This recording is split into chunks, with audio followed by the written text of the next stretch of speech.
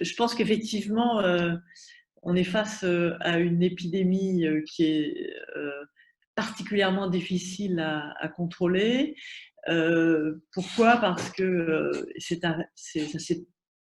apparu assez rapidement après le début de l'épidémie, parce que contrairement notamment à, je dirais, une autre épidémie qui est un petit peu la référence dans le domaine des épidémies à diffusion avec des virus respiratoires, qui est le SRAS, hein, qui est donc une épidémie qui datait de 2003. Bien, contrairement au SRAS, ce virus peut donner des formes extrêmement diverses, des expressions cliniques extrêmement diverses, qui vont des formes asymptomatiques ou très peu symptomatiques à des formes cliniques graves.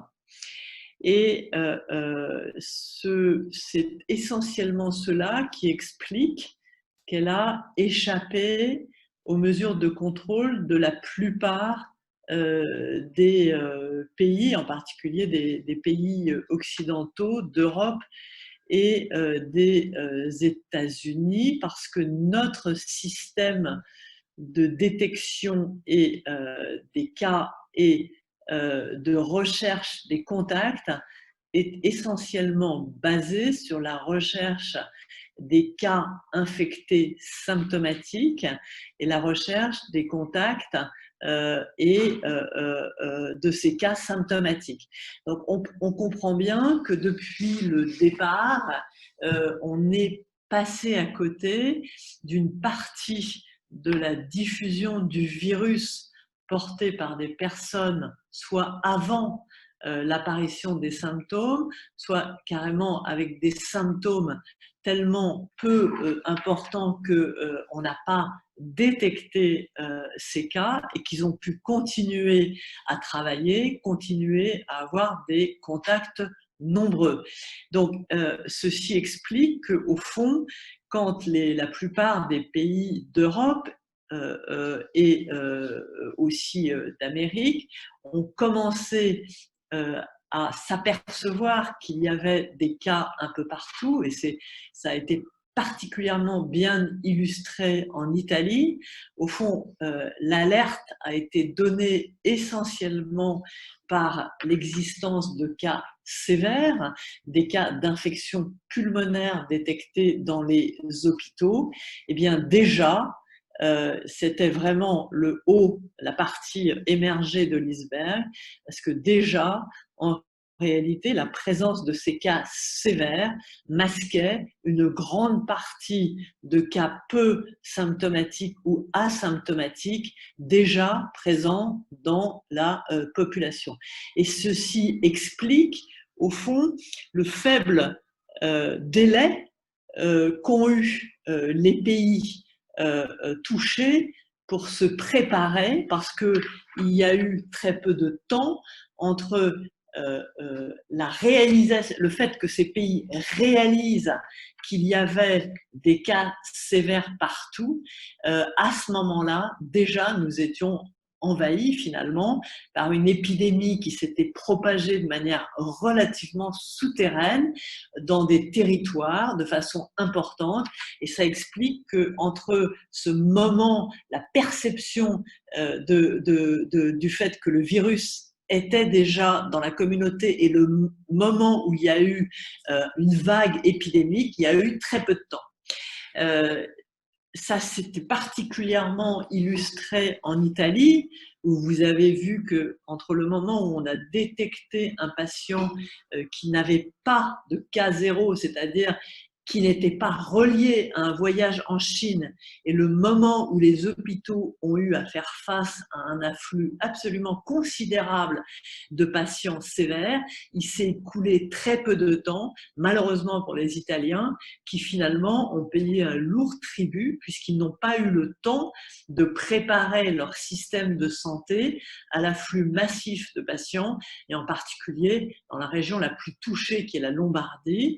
Heureusement, le Sud n'a pas été touché comme l'a été le nord de l'Italie, et le sud, finalement, moins touché, a pu adapter son système de santé de façon plus importante. La France a bénéficié de l'alerte italienne et finalement a pu bénéficier d'un peu plus de temps pour préparer son système sanitaire, sauf, vous le savez, dans la région de l'Est, qui finalement a fait face à une épidémie, alors même qu'elle était un peu comme en Italie du Nord, relativement, je dirais, elle a eu très peu de temps pour se préparer.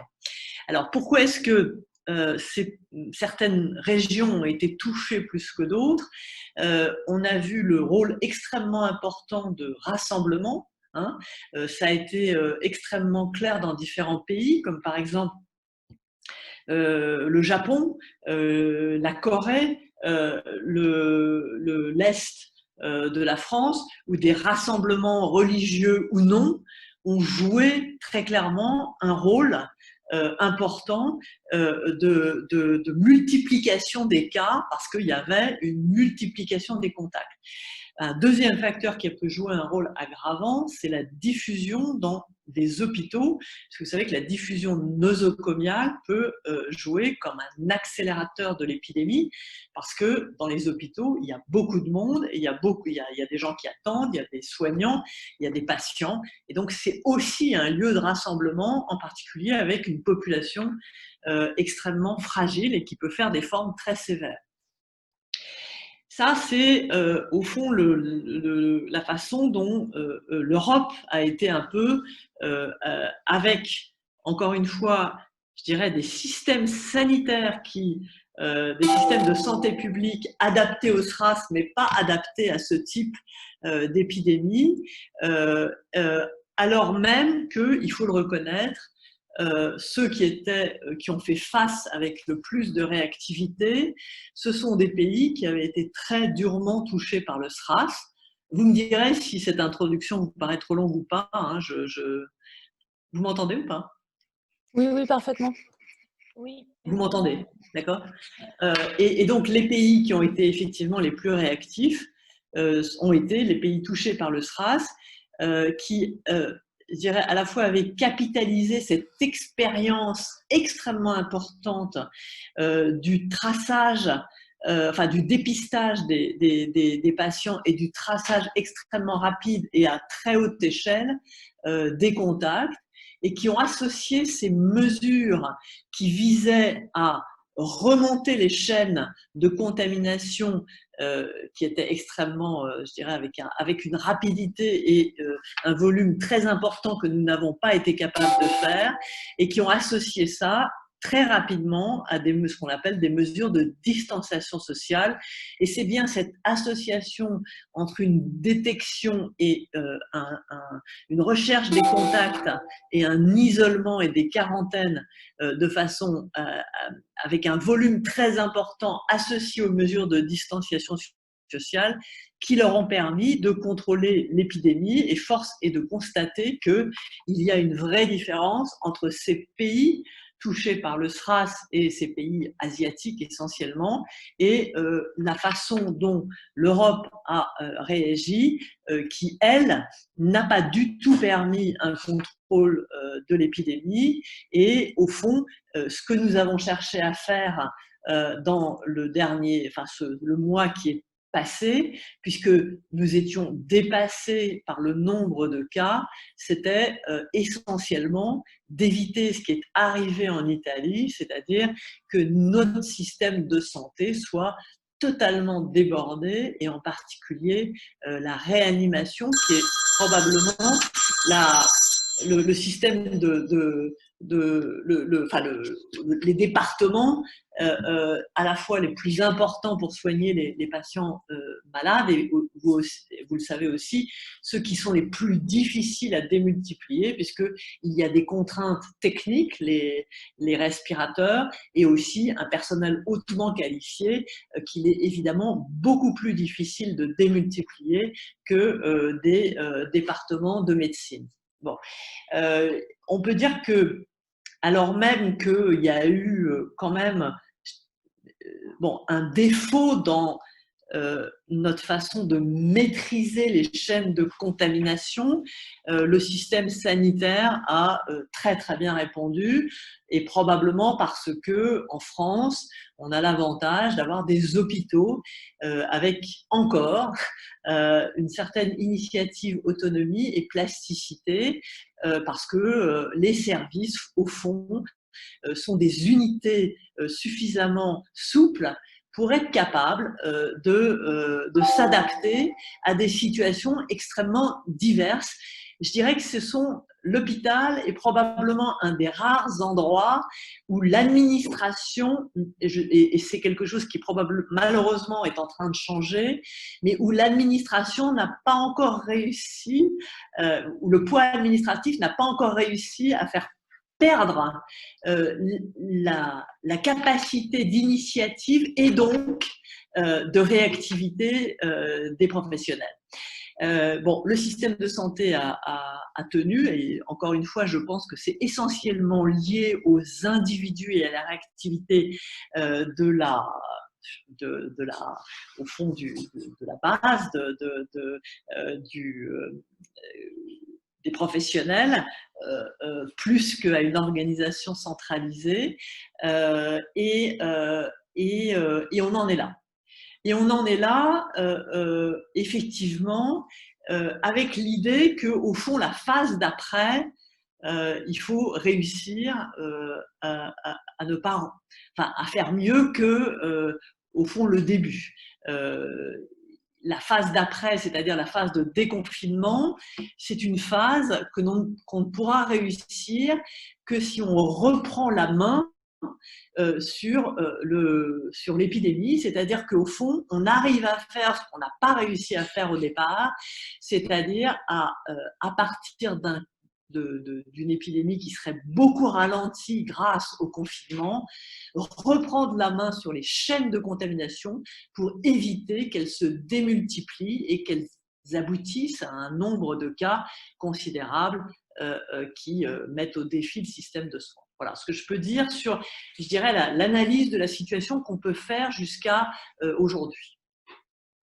Mais écoutez, je ne vais pas être redondant avec ce qu'a dit ma confrère, ma consoeur, pardon, qui a souligné cet aspect assez nouveau pour nous d'ailleurs, au point de vue technologique aussi, puisque malgré le fait que nous soyons habitués à faire de la biologie moléculaire, j'avoue quand même que et pour mettre en œuvre cette technologie, ça a été assez difficile. C'est vrai qu'au départ, le secteur libéral a eu du mal à s'approvisionner. C'était surtout un problème d'ailleurs d'approvisionnement de toutes sortes qui nous a empêché en fait d'arriver à pouvoir traiter suffisamment de patients. Aujourd'hui, ce problème est un peu derrière nous. Nous avons aujourd'hui, en tout cas, nous sommes en capacité de pouvoir répondre à la demande et surtout la demande d'un certain nombre d'établissements de soins spécialisés ou de retraite ou d'EHPAD qui nous permettent aujourd'hui d'avoir, comment dire, des diagnostics assez rapidement.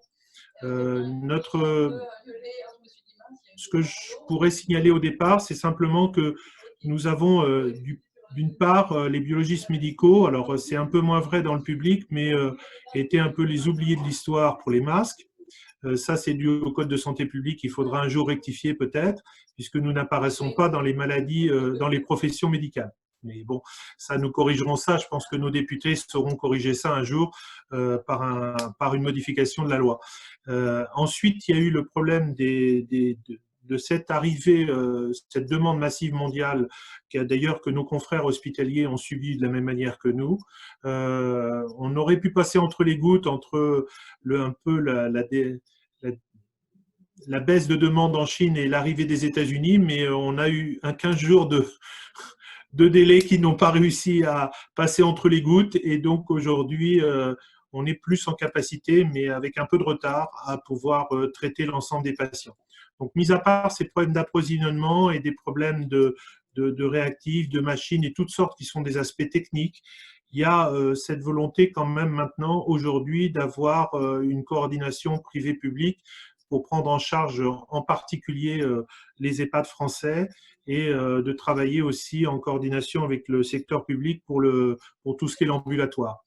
On voit aujourd'hui, malheureusement, on avait pris très tôt la décision de fermer un certain nombre de nos sites de prélèvement parce que la contamination, comme l'a dit ma consoeur, est vraiment très élevée et que nous pouvions accueillir dans nos salles de prélèvement en même temps une femme enceinte, quelqu'un qui était suspecté d'avoir le Covid ou quelqu'un qui est suivi pour sa chimiothérapie. Et donc, notre décision a été radicale de fermer souvent 50 à 60% des sites français au public. Et c'est assez rapidement qu'on a pris la décision quand même de pouvoir, dû à la pénurie de tenues, de masques et autres, de pouvoir prélever les champs en drive. Alors, pas toujours avec une efficacité que j'aurais aimé et avec un geste parfait et très technique. Souvent, ça a été des gestes que j'ai vus sur les images de télévision qui correspondaient pas à ce qu'il fallait faire. Et donc ça, je m'en suis un petit peu offusqué. En tout cas, on a essayé de redresser la barre pour éviter ces faux négatifs dus au prélèvement en particulier. Aujourd'hui, c'est plus compliqué parce que nous avons un certain nombre de firmes et une pression très importante commerciale de tous bords pour arriver à vendre des tests de toutes sortes. Et donc, nos échanges avec nos virologues, que ce soit Bruno Lina ou d'autres, c'est vraiment de dire il faut attendre les conclusions scientifiques, il faut vraiment qu'on ait des études qui fonctionnent pour qu'on puisse mettre en route ces technologies. Ça a été l'avis de la Commission nationale de biologie médicale qui s'est réunie en urgence vendredi à la demande du ministre pour donner un rapport samedi après-midi. Et cette commission nationale, en fait, comporte à la fois les syndicats privés et publics, les ordres, les académies, et ainsi que les sections de recherche que sont CNRS, INSERM, ainsi que l'Agence de biomédecine et donc la DGS et la DGOS. On a remis notre rapport samedi après-midi et on a vu que dans les conclusions que nous donnions, le président de la République a repris, en tout cas dans ses propos, la plupart des orientations que nous souhaitions sur les tests. Donc aujourd'hui, il faut voir de quelle manière on pourra s'organiser sur le terrain pour que, comme vous le disiez très bien, il y ait éviter cette résurgence, en tout cas de cas. Et on le voit, moi j'ai des maisons d'accueil de handicapés qui étaient il y a 3 semaines négatives et qui sont aujourd'hui positives à 70%. Parce qu'il est évident que chez un adulte handicapé mental et physique, on peut guère lui apprendre les gestes de barrière et que c'est une vraie catastrophe de ne pas pouvoir avoir fait plus tôt l'ensemble de ce screening pour essayer au moins de séparer ce que j'appelle mes gamins, parce que ça fait 20 ans que je les connais, mais là je suis un peu désespéré, j'y retourne demain et c'est quand même une catastrophe. Je pense que pour l'instant on a évité encore les morts, mais les plus âgés ont 55-60 ans, et donc je pense qu'on va avoir dans les quelques semaines à venir des difficultés à rencontrer, en tout cas à juguler cette dissémination du virus. Voilà. Merci beaucoup à tous les deux. J'espère que vous m'entendez. Alors, on a beaucoup de questions. Peut-être commencer une première série par rapport à ce que vous avez dit. Madame Crémieux, est-ce que vous pourriez expliciter ce que vous avez indiqué sur la manière de reprendre la main sur les chaînes de contamination? Donc, ça passe, j'imagine, par la question du dépistage et la nécessité d'un dépistage massif. Et également, Monsieur Blanchecotte, par rapport aux préconisations, on va regarder, essayer de voir si on peut avoir accès au rapport dont vous parliez, mais sur la nécessité des tests et donc notamment le fait de tester le plus largement possible, y compris les personnes qui sont enfin, qui n'ont pas de symptômes. Qu'est-ce que vous en pensez? Et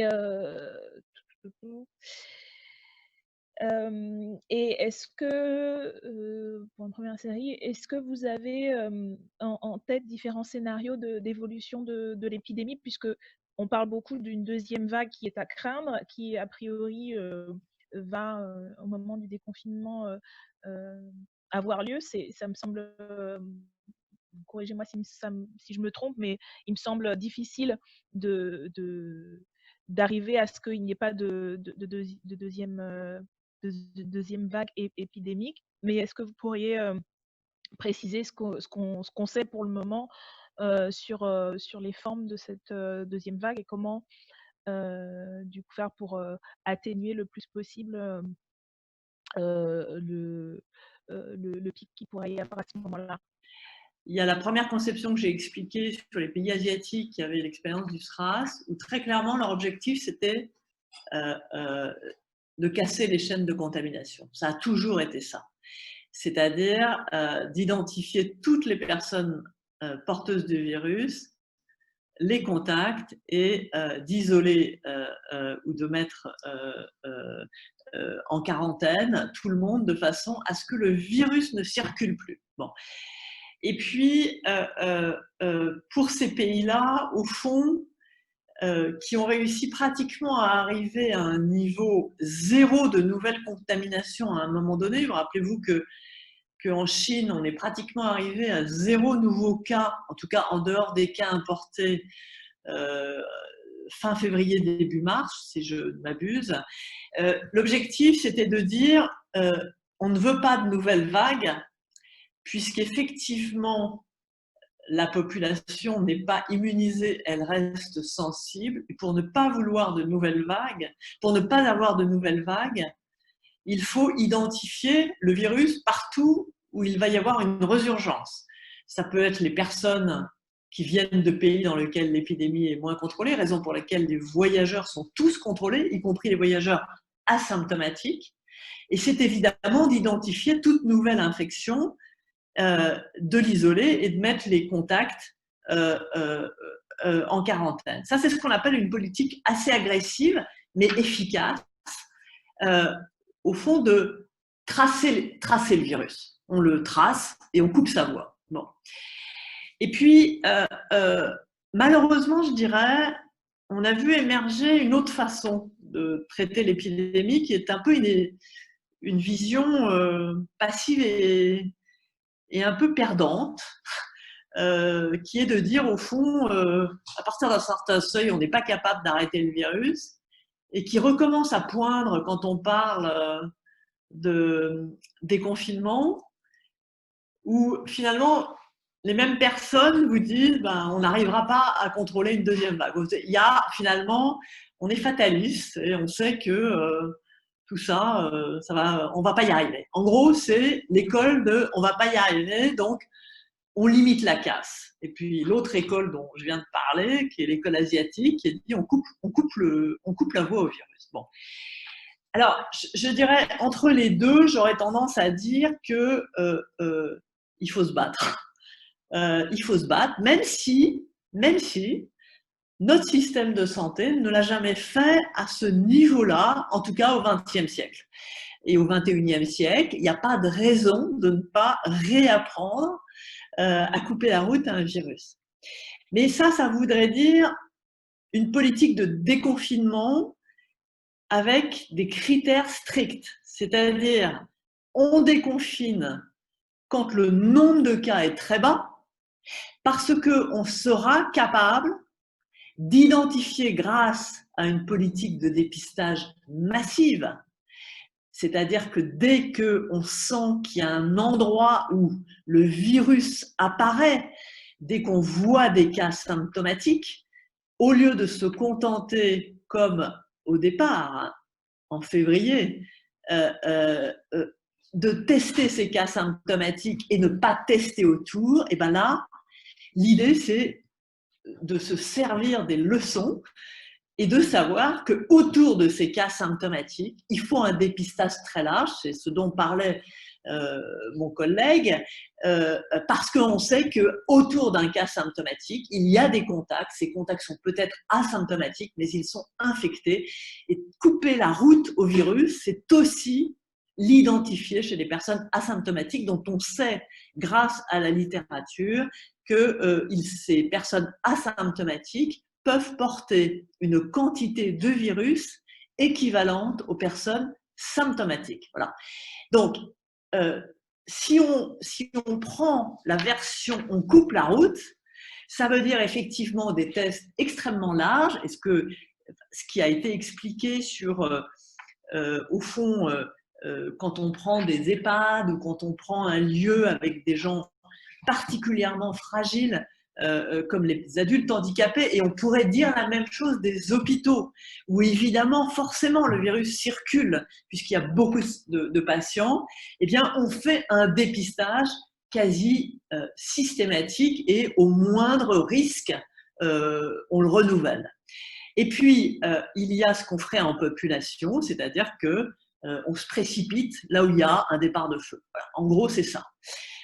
Ces mesures-là, qui auraient dû être appliquées au départ, mais qui n'ont pas pu être appliquées, manquent de savoir-faire. Il n'y a aucune raison de ne pas récupérer le savoir-faire des pays qui l'ont fait et qui ont réussi.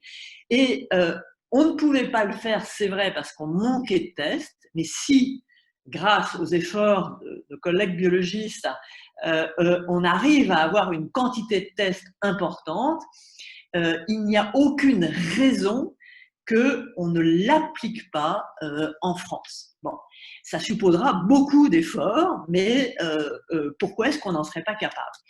Cette politique-là, au fond, agressive de suivi du virus et de couper la route à ce virus, ça veut dire isoler les patients, et on en a déjà parlé depuis 48 heures. Je pense important de vous dire que l'Académie, et moi personnellement d'ailleurs qui fais partie de l'Académie nationale de médecine, je prône énormément des lieux d'accueil pour les personnes infectées qui ne nécessiteraient pas une hospitalisation, car il est impossible de ne pas contaminer ses proches lorsque on habite dans un appartement avec eux. Je ne vous parle pas de maison où il y aurait 3 salles de bain, je vous parle de la plupart des situations pour la plupart des citoyens, c'est-à-dire une salle de bain et peu de pièces pour pas mal de gens. Eh bien, c'est quasi impossible. Et j'en donne une preuve, c'est que mes collègues qui sont des médecins qui ont l'habitude de porter un matériel de protection ont aussi eu du mal, lorsqu'ils étaient malades, à ne pas contaminer leurs proches. Donc, à quel point c'est difficile, alors que nous sommes les premiers à connaître les mesures de protection et des autres. Bon.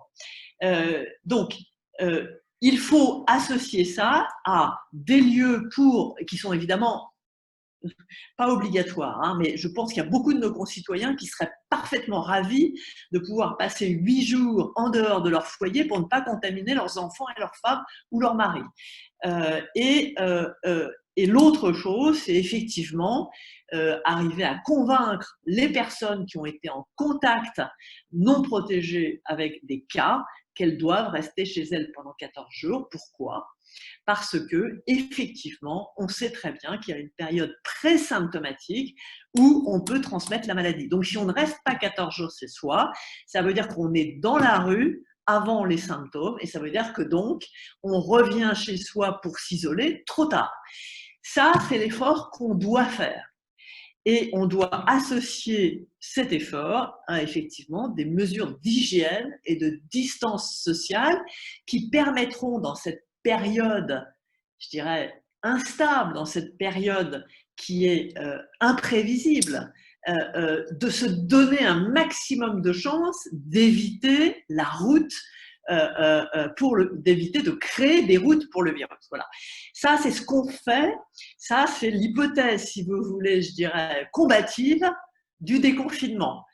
C'est-à-dire, rien n'est inévitable. La deuxième vague n'est pas inévitable. Il faut se battre pour couper la route au virus. Et puis, il y a effectivement un scénario beaucoup plus pessimiste, on pourrait dire plus passif, qui est de dire, au fond, ce qui nous intéresse, c'est simplement qu'il n'y ait pas un débordement du système de soins, et on va mettre régulièrement des mesures de distance sociale dès qu'on sentira que le nombre de personnes qui arrivent dans les hôpitaux risque de déborder le système de soins. Et vous comprenez bien que c'est 2 stratégies totalement différentes. Voilà. Vous souhaitiez rajouter des éléments sur ce point? Voilà. Non, non, ben, tout ce qui a été dit est cohérent, il n'y a aucun problème. Il faut simplement maintenant qu'on s'ajuste en moyens et en déploiement pour répondre justement de cette manière-là, à la fois à la situation aujourd'hui qu'on vit, et on a une pression, vous en doutez, assez forte des élus, qu'ils soient maires, présidents de département ou de région, pour que l'ensemble des structures médico-sociales dont ils s'occupent et dont ils sont responsables soient évidemment regardées et analysées et suivies de très près. Mais comme le dit effectivement le consoeur infectiologue, il faut vraiment qu'après, nous ayons cette attitude absolue. Alors les Allemands, ma collègue allemande à Brême, Mariam Kluge, qui s'occupe de 7 ou 8 hôpitaux à Brême, ont dépisté largement et ils sont aperçus comme nous qu'ils avaient à peine 2% de positifs et que sans des 2% de positifs, il y avait 80% des gens qui allaient bien. Donc ils avaient dépisté de façon très tôt, mais ça ne change rien par rapport au pourcentage que l'on obtient chez nous. En fait, notre problème, ça a été simplement de juguler à un moment donné les cas les plus graves et qui ont augmenté en puissance. Moi, je ne suis pas encore d'une région extrêmement touchée, la région centre, mais nous avons des EHPAD qui n'ont absolument rien et d'autres qui sont une catastrophe où il y a plusieurs dizaines de morts. Donc, il faut vraiment qu'on fasse ce qu'on a dit, et je le rejoins tout à fait. Il faut qu'il y ait un dépistage massif à un moment donné, s'il se développe quoi que ce soit. Restera quand même le problème de la distanciation au-delà de ce que je vous rejoins sur le logement, mais aussi le problème du masque. Est-ce que demain, tout le monde devra porter un masque? Ça peut être aussi une solution pendant une période assez longue. Donc, ça peut être des éléments qu'on met en place. En toujours est-il qu'aujourd'hui, nous avons en tout cas plusieurs pistes pour essayer de suivre cette population. À la fois, on parlait des tests de dépistage en PCR, mais bientôt des tests sérologiques, des tests rapides, et le CNRS aussi se penche sur un test salivaire rapide, sur un antigène qu'on pourrait avoir. Donc on voit bien qu'on va avoir à notre disposition beaucoup de méthodes diagnostiques, beaucoup de méthodes de suivi. Et ce que vous, politiques, vous aurez à résoudre, c'est cette fameuse traçabilité. Aujourd'hui, il semble que tout le monde veuille qu'on déclare les cas positifs, c'est-à-dire nominativement date de naissance, profession et lieu éventuellement d'habitation. Nous, par la loi qu'on a eue, on doit déclarer déjà au CNR. Ensuite, les ARS nous sont tombés dessus. Ensuite, Santé publique France nous est tombé dessus. Et maintenant, c'est l'Élysée qui nous tombe dessus avec une cellule de crise. Vous voudrez qu'on nous suive tout le monde. Donc, ce que je demande, moi, si j'ai en fin de séance, un vœu à faire, si on pouvait avoir un seul tuyau dans lequel nous déclarions les personnes positives et que vous en faites ce que vous voulez, vous mettez sur le smartphone, mais je vous en supplie, une seule administration à qui on déclare, on serait les plus heureux des gens, parce qu'on est déjà débordé par le travail, et là, c'est juste pas possible de vouloir déclarer à tout le monde. Donc, essayez de trouver une solution politique simple pour qu'on puisse suivre les gens correctement dans leur environnement. S'il faut être prévenu qu'on côtoie quelqu'un qui est positif, bon, après tout, est-ce que ça entame notre liberté ou pas? Après, c'est des discussions que vous aurez certainement entre députés, mais en tout cas, pour nous, ce qui est l'essentiel, c'est qu'on puisse déclarer vraiment tous les gens qui sont positifs, qu'on ait un état des lieux de nos capacités respectives, privées, publiques, pour faire cette déclaration et que ça soit le plus simple possible. Voilà. C'est de votre côté de relayer cette demande en préservant bien sûr les droits et libertés des uns des unes et des autres. Mais effectivement, c'est important d'avoir ce retour-là directement de qu'est-ce que ça veut dire concrètement pour les personnes comme vous qui est directement sur le terrain et qui avaient à gérer la situation concrètement. J'ai des éléments de précision pour vous et également pour Mme Crémieux, pour vous, est-ce que vous avez une idée de la quantité, en fait, de la proportion de tests ou de dépistage qu'il faudrait faire sur la population pour voilà, s'assurer qu'on peut déconfiner dans des bonnes conditions? Qu'est-ce que ça veut dire pour vous en termes de production hebdomadaire? À quel niveau en fait il faudrait arriver? Parce que dans les échanges qu'on a eus au sein de la commission des lois sur ce sujet, il semblait que dans tous les cas, les procédures de déconfinement ne pourraient être lancées qu'à un moment donné où on a des capacités de test vraiment très importantes. Ce qui n'est pas encore le cas, même si il y a eu des améliorations là-dessus. Est-ce que vous pouvez nous donner un ordre de grandeur par rapport à aux, aux, aux, aux personnes possession à la table? Enfin, est-ce qu'il y a un indice qui peut être donné ou c'est simplement le critère du nombre d'infections, etc. Là-dessus. Et pour Madame Crémieux, ensuite, j'avais une question sur est-ce qu'on a une idée de à quelle échéance on arrivera à un nombre d'infections et de malades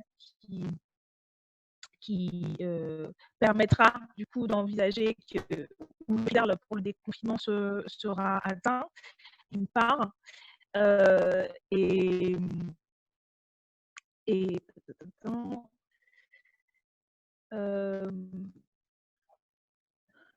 sur les tests. Est-ce que vous pensez en fait, parce que sur les tests massifs, ce que vous indiquiez tous les deux, c'était sur les personnes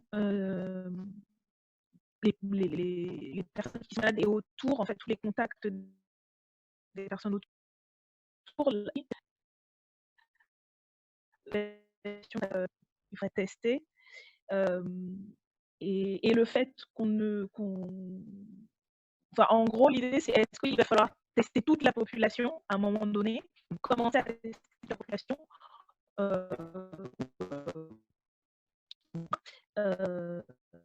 et là-dessus, est-ce que vous pourriez apporter des précisions? Et sur peut-être le troisième point, sur comme je vois qu'il est déjà assez tard, les chiffres du 11 mai, est-ce que ça vous semble, en un mois, les différents critères qui ont été énoncés pourront être atteints et donc pour qu'ils soient atteints, est-ce qu'il faut voilà, qu'est-ce qu'il faudrait en termes de capacité de test, et cetera, d'infrastructures pour qu'on puisse envisager un déconfinement, y compris dans les privés?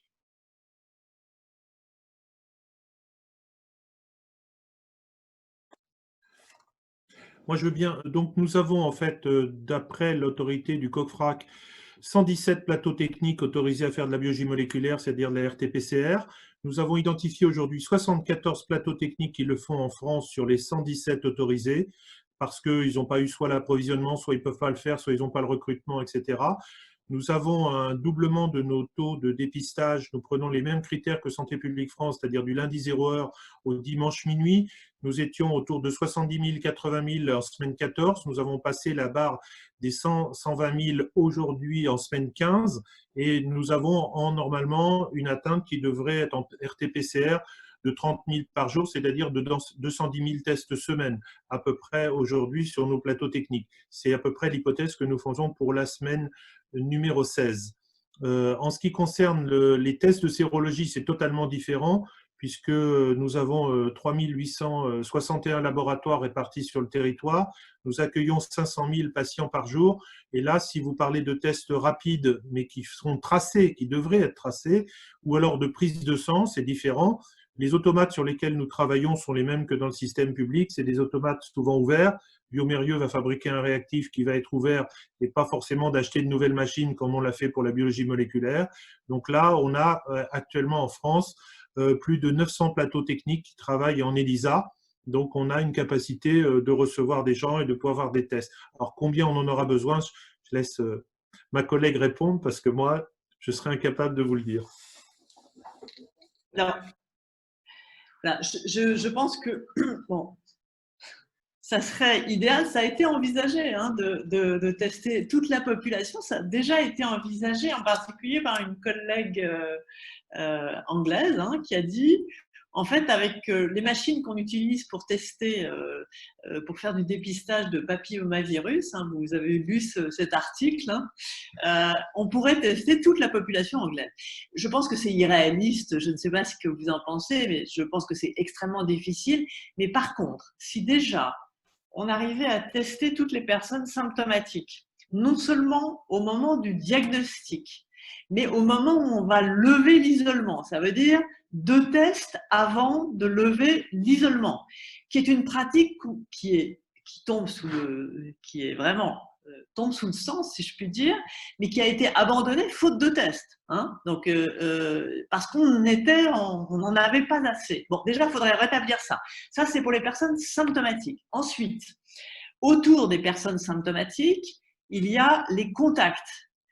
Ces contacts qui doivent être mis effectivement, qui doivent être mis en quarantaine pendant 14 jours, doivent être systématiquement testés à la fin de leur quarantaine avant de pouvoir être en contact avec le reste de la population.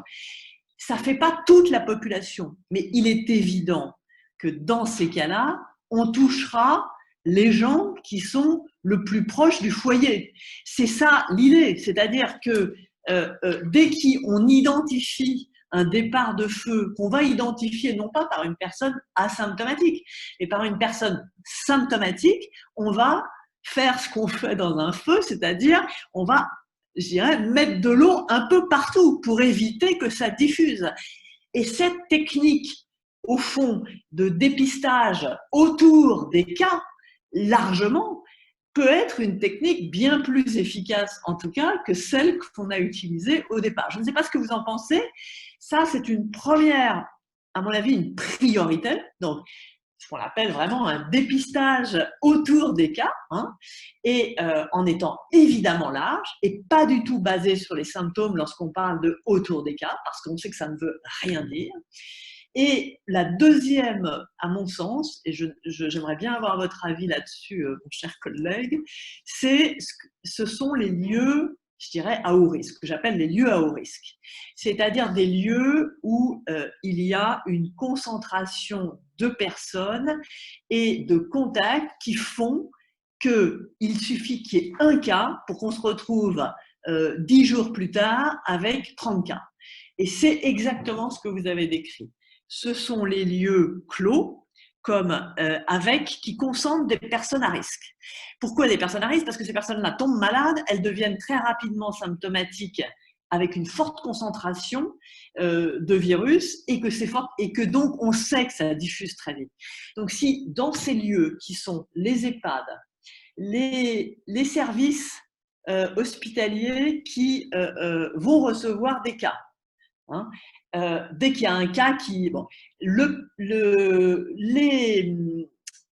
les personnes, enfin ce que vous avez dit sur les adultes handicapés, ou des lieux très clos, j'imagine, comme par exemple les services de psychiatrie, où on sait bien que c'est très difficile de prendre des mesures de confinement en psychiatrie avec des patients qui ne vont pas bien, et avec aussi du personnel soignant qui est dans le contact, dans la relation, et qui ne peut pas toujours empêcher quelqu'un de sortir de sa chambre s'il est malade. Pour tous ces lieux, je dirais, à haut risque, évidemment, là, on fait des dépistages beaucoup plus, avec, je dirais, beaucoup plus facilement que dans la population générale. Je ne sais pas ce que vous en pensez, mais je pense à voilà les recommandations qu'on peut faire. Ce n'est pas toute la population, mais c'est là où on pense qu'il y a un départ de feu. Moi, je vous rejoins tout à fait. J'avais seulement fait un rêve. Je me suis dit, si jamais on dépistait tout le monde, on aurait pu faire l'HIV en même temps et on aurait découvert les 50 000 séropositifs qui s'ignorent. Donc, je me suis dit, pourquoi pas, à ce moment-là, on aurait évité des millions d'euros pour la prévention du sida parce qu'on aurait pu soigner tout le monde. Mais bon, c'est juste un rêve, donc ça, on ne sera pas là-dessus. Mais je vous rejoins tout à fait sur ça. Voilà. Ça. Alors pourquoi je ne défends pas ça? Exactement pour la même raison que pour le VIH. C'est parce que une personne peut être négative un jour et avoir un contact le lendemain. Et par conséquent, si on ne tient pas compte de la prise de risque, et pour le VIH, c'est facile à identifier sur des risques sexuels, bon, c'est pas très compliqué, mais en tout cas pour ce qui est des virus respiratoires, la prise de risque, c'est un contact proche. Si on ne tient pas compte d'un dépistage basé sur les risques, en tout cas rythmé par les risques, même si au départ on peut être très large dans un dépistage pratiquement systématique, après il faut passer à un dépistage rythmé, enfin basé sur le risque, et sauf dans des situations où on sait que la contamination, elle peut être tellement rapide qu'on n'a pas le droit d'attendre. C'est ce que vous dites sur les maisons d'EHPAD, où on sait très bien que ça peut aller tellement vite que là, il ne faut pas perdre de temps. Excusez-moi, je voudrais rebondir sur ça, sur les lieux à haut risque. La question des écoles, pour vous, est-ce que ça vous semble nécessaire de procéder là aussi à un dépistage assez volontariste Pour les personnels et pour les enfants? Pour moi, je pense que la première chose à faire, la chose la plus urgente, et là encore, je serais vraiment intéressée d'avoir l'avis de mon collègue, c'est je pense qu'il y a une énorme inconnue sur ce qui se passe chez les enfants. On sait que peu d'enfants vont être symptomatiques. Ça, on le sait puisque ils représentent une très faible proportion des personnes symptomatiques. Et parmi ces personnes symptomatiques, on sait qu'en plus, et je dirais Dieu merci, c'est la seule bonne nouvelle de cette épidémie, ils font des formes qui, dans l'immense majorité des cas, sont de bons pronostics. Mais aujourd'hui, à ma connaissance, mais peut-être que vous allez me compléter, nous n'avons pas d'études sur une large échelle d'enfants qui nous permettraient de savoir si le fait qu'il y ait très peu d'enfants symptomatiques, c'est simplement parce qu'il y a énormément de cas asymptomatiques, auquel cas nous en conclurions qu'effectivement les enfants sont une population qui véhicule le virus, et auquel cas il faut être extrêmement attentif, ou simplement il y a peu de cas symptomatiques parce que finalement le virus circule peu parmi eux, et évidemment ça change complètement la donne. Et c'est pour ça que, me semble-t-il, le problème des écoles, l'urgence des urgences, c'est une enquête qui doit se faire dans les 10 jours qui viennent.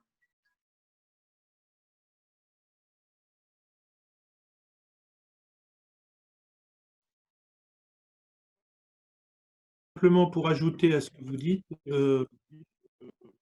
nos études sérologiques qu'on conduit actuellement, y compris avec des pays africains, sous l'égide de professeurs, de virologues français avec qui nous travaillons, parce que nous avons un certain nombre de bases de données biologiques et on sait qu'il y a des modifications profondes du bilan biologique, et donc on garde ces sérothèques pour qu'ils puissent travailler ensemble, commence à partir de 18 ans. Vous avez raison, on n'inclut pas en fait les enfants et les jeunes enfants. Pour mon cas personnel, moi je sais que mon fils et ma compagne l'ont eu avec leur petite fille de 2 ans. Donc c'est le seul lien qu'on a trouvé pour qu'ils l'attrapent, parce qu'ils ont été cloisonnés assez tôt. Et comme vous dites, on n'en a vraiment aucune idée, savoir si elle a transporté, si elle a fait la maladie et l'a donnée, ou si elle a simplement s'est contentée d'apporter le virus sans qu'elle soit touchée, sans qu'elle ait rien. J'avoue que on n'a aucun suivi, en tout cas, je n'ai pas vu dans la littérature, de base de données, en tout cas sérologiques, sur des enfants pour voir s'ils sont porteurs. D'ailleurs, s'ils développent aussi des anticorps, par exemple, si on pourrait voir, on n'a rien actuellement, on est dans le néant le plus total.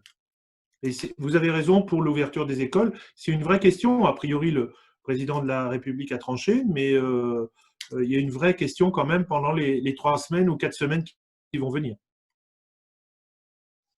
Vraiment une urgence. Je pense que c'est vraiment une urgence. Et pour terminer, je pense qu'il faut qu'on parle avant de se quitter sur il y a plein de choses à faire avant le 11 mai. Vraiment, il y a plein de choses à faire. C'est-à-dire qu'il ne faut pas attendre le 11 mai et se réveiller le 11 mai. C'est une limite. Il y a des enjeux essentiels jusqu'au 11 mai. Les enjeux, c'est de comprendre pourquoi, après 4 semaines de confinement, nous avons encore des cas. Et là, je suis désolée, mais il faut mettre notre système de santé publique, il faut mettre Santé publique France au travail. Il faut qu'ils aillent regarder, mais non, mais je suis désolée, mais c'est ça. Il faut qu'ils aillent faire une enquête sur tous les nouveaux cas, hein, pas seulement recenser les morts, d'ailleurs on recense très mal, parce qu'il y en a beaucoup plus que ce qu'on imagine. Il ne s'agit pas d'avoir une agence de santé publique qui recense et qui fait des statistiques. Il faut une agence de santé publique qui protège le citoyen. Protéger le citoyen, c'est aller regarder tous les cas aujourd'hui au bout de 4 semaines et comprendre où ils se sont contaminés. Il n'y a pas 50 000 il n'y a pas 50 000 raisons de se contaminer en plein confinement. Soit le confinement n'est pas assez efficace, et donc les gens continuent à se contaminer en se croisant dans la rue, et ça, il faut le savoir, parce que ça veut dire que demain, il y a des flics partout. Soit les gens se contaminent dans leur foyer, c'est l'hypothèse que nous faisons, et c'est ce qui a été vérifié en Chine, et demain, nous devons avoir des hôtels Covid partout. Et quand je dis demain, ce n'est pas le 11 mai. C'est dans la période qui nous sépare de 11 mai. Soit, et c'est une hypothèse qu'il faut faire, il y a une transmission nosocomiale dans les hôpitaux plus importante que ce qu'on imagine, et vous le savez, le personnel soignant sort, il est en contact avec sa famille, ce n'est pas un personnel confiné, il faut là aussi être très prudent. Il peut y avoir effectivement une circulation du virus qui est liée aux personnes les plus exposées, et nous demandons, en tout cas, nous allons demander, ça sera un communiqué qui va apparaître de l'Académie de médecine, nous allons demander des dépistages larges dans les lieux de soins. Et ces 4 choses, c'est-à-dire ces 4 actions, ça doit donner des résultats le 11 mai. Le 11 mai, l'idée, c'est qu'on arrive en disant il y a eu 20 cas nouveaux aujourd'hui. C'est ça l'enjeu d'aujourd'hui. Et ça suppose que tout le monde se retrousse les manches. Ce n'est pas seulement nos collègues biologistes qui font un travail formidable pour être prêts, ce n'est pas seulement les hospitaliers qui font un travail dingue, c'est aussi toute l'infrastructure de santé publique.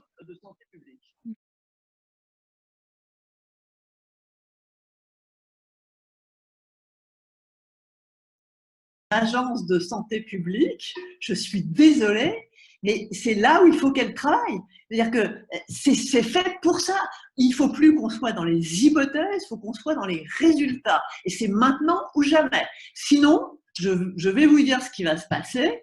Sinon, les leçons de cette crise, et là, je passe à un ton supérieur, ça sera qu'il faut modifier notre agence de santé publique.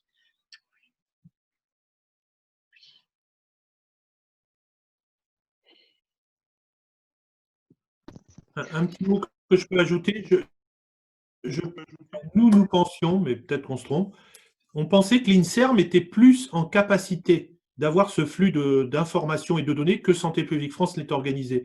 Santé publique France est en train d'organiser effectivement la demande de remontée de données de gens positifs, mais avec une telle complexité que je me demande comment les labos privés vont faire. Parce qu'ils veulent qu'on réponde évidemment par tranche d'âge, hommes, femmes, etc., etc.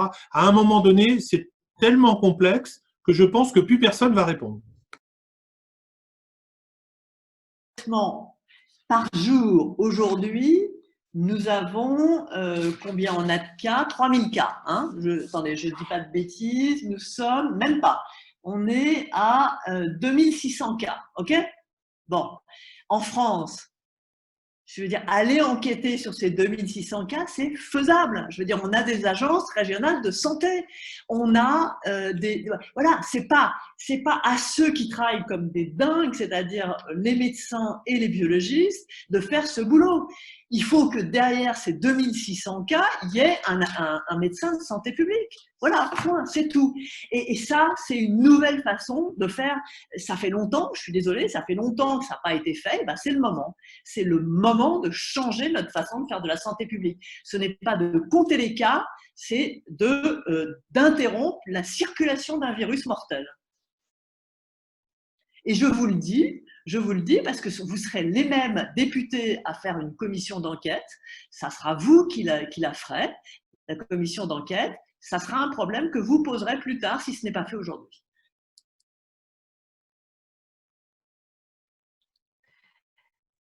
Ok. Bon. Et pour terminer, même si nous ne pouvions, c'est juste pour vous dire que tout ça est faisable, même si derrière ces 2500 cas, il ne pouvait pas y avoir une personne, nous avons, je dirais, c'est leur métier, des capacités de trouver un échantillon représentatif. Tout ça est faisable. C'est une question de volonté et surtout de métier, de façon d'envisager quelle est aujourd'hui la priorité. Voilà. Et on avait pensé d'ailleurs à peut-être la notion d'un coordinateur régional, si c'était faisable, mais parce que l'ARS, c'est pareil, c'est une nébuleuse dans laquelle on s'adresse et c'est jamais les mêmes interlocuteurs. Donc, on a en tout cas émis à la Commission nationale de biologie médicale la notion d'un coordinateur régional. En tout cas, il y a 3 membres de la commission qui vont être mis auprès de la cellule de crise, donc c'est déjà pas mal. Il y a le professeur Jean-Louis Guéant qui préside notre commission, qui est un virologue. Et puis, il y a moi pour les laboratoires privés et nos collègues des ordres pour Jean Canarelli en Corse, qui connaît bien le sujet parce que la Corse est touchée, qui représentera l'ordre des médecins biologistes au niveau de l'ordre. Voilà. Merci à tous et à toutes. Et puis, à bientôt pour continuer sur d'autres formes ces échanges.